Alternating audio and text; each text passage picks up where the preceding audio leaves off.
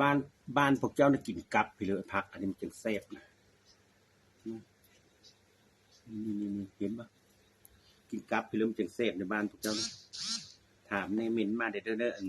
YouTube ค่อยนะอยู่สองไม่ยงนะนี่งามนะหักกระซ้อมนี่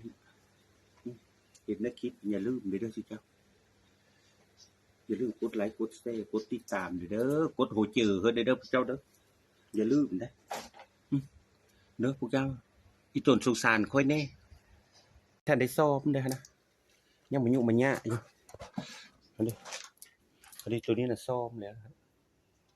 ซ้อมแล้วเนี่ยจะได้กับมัดอันนี้ซะ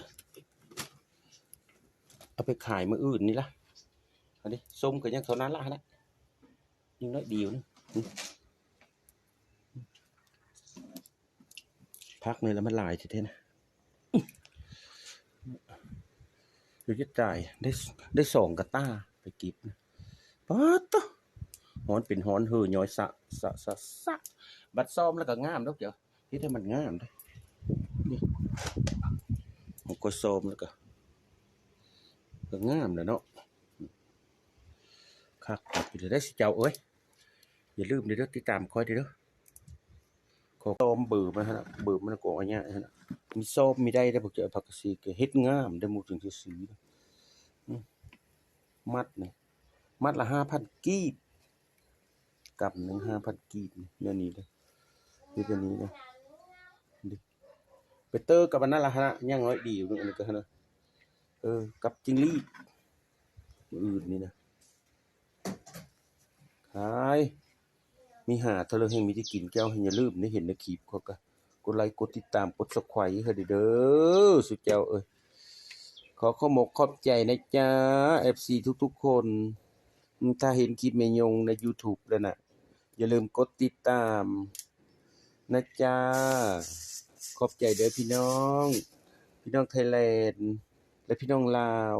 พี่น้องทางเมืองนอกเมืองนาทางอเมริกานะจ๊ะโอ้ยเว้าไทยคือว่าเอามีดมานั่นนี่ใส่มัดเหลวรีบร้อยเด้อเจ้ามันก็ล้างน้ำแล้วบัดนี้วิก่อนพักอันนี้นั่นนะมาจากล้างแล้วก็ซื้อนี่แล้วก็พัดเลยยาเพิ่นโคตร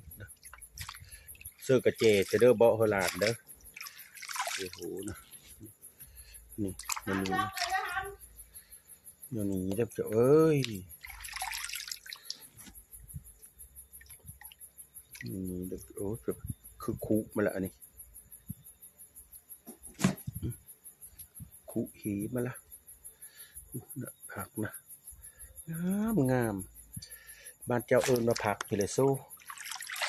บ้านเจ้าเอิญมาผักไปเลยดีนะจุ่มหนำแล้วย่าเพิ่นเหี่ยวผักอันนี้มันไม่ได้คือได้ผักเวทไม่ได้คือได้ผักบงจุ่มน้ำละซื่นอันนี้เบสเซิร์นกว่าอ้ายฮ้อนโทษ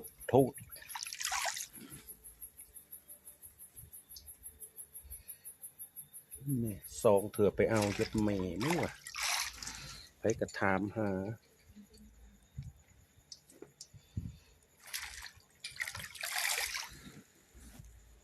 ขายหยกก็3 บาท 10พลัสสอเพียง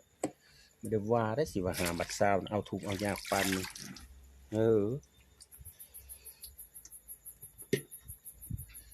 ขายหยก3 บาท 10นางขายกระมัด5,000 กีบ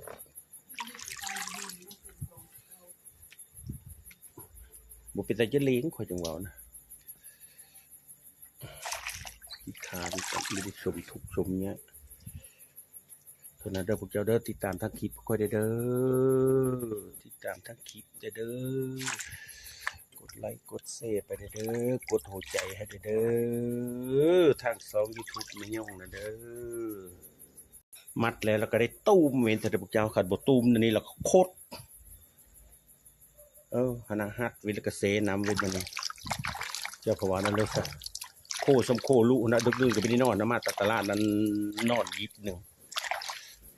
เติมขายสิวันนั้นเลยค่ะความทุกข์ความยากของค่อยนะพักกระซิก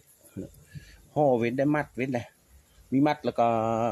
โคตรแล้วไปนี่นะ ละงางละงิ่งไปกองก็บ่ได้งามอันนี้แค่ได้ข่มเหงเพิ่นซื้อจะแลกดอกว่าเอาก็ดิจะรู้จะแลกนะแนวนั้นล่ะสิเจ้าเอ้ยเฮ็ดเครื่องขายมีเฮ็ดมีคักกับเขาก็มีอ้าวเขาก็มีเหลียวเบิ่งเฮ็ดมายุมายะนะเออเฮ็ดไปแล้วก็เฮ็ดละเอียดละอ้อยได้เฮ็ดเครื่องขายได้เมืองสวรรค์อันนี้นะฟังเสียงซื้อก็สวรรค์เมืองคนบ่ไปให้มันมือนี่เพิ่นว่าสู้โอ้ยเท่านั้นแหละเด้อพี่น้องเอ้ยอย่าลืมเด้กดไลค์กดแชร์กดหัวจือเด้อ